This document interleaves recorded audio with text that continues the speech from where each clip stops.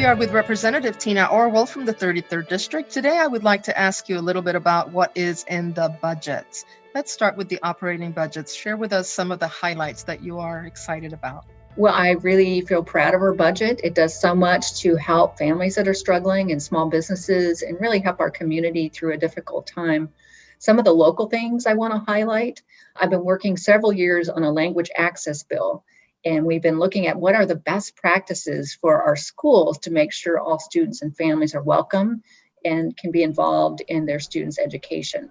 So the bill that we had this year was introduced. It didn't move forward, but we were able to put money in the budget so we can continue that work and come back next year and be even more prepared to implement those best practices.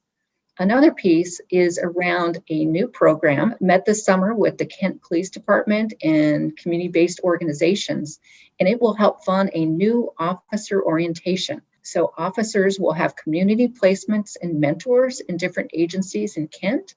And again, we help fund those placements for the agencies, as well as the University of Washington is going to look at how we evaluate this program and potentially spread it throughout the state.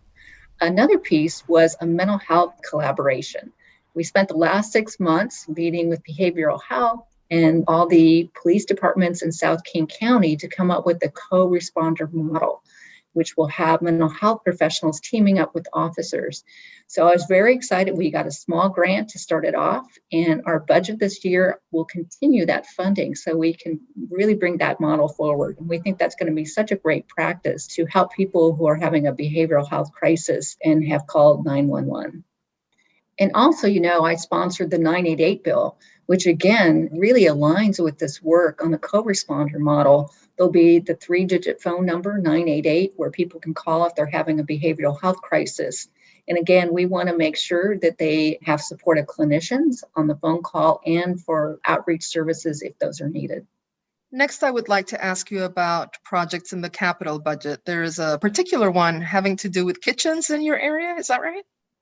Yes, I'm very excited. This is going to be in Kent, and it's going to be a very large commercial kitchen, and it really is going to be open to the community, and it's going to be welcoming to refugees and immigrant communities to really come in, share a space, share community together, can maybe help start small businesses that want to work opening a restaurant. So again, I just love that we're going to have this very welcome spot in Kent. All right. So from here on forward until the end of session, you are on the floor presiding and voting on bills. Is that right? That is correct. And just keeping our eye on our bills in the Senate. But yeah, we have about 3 weeks to finish up our work and return home.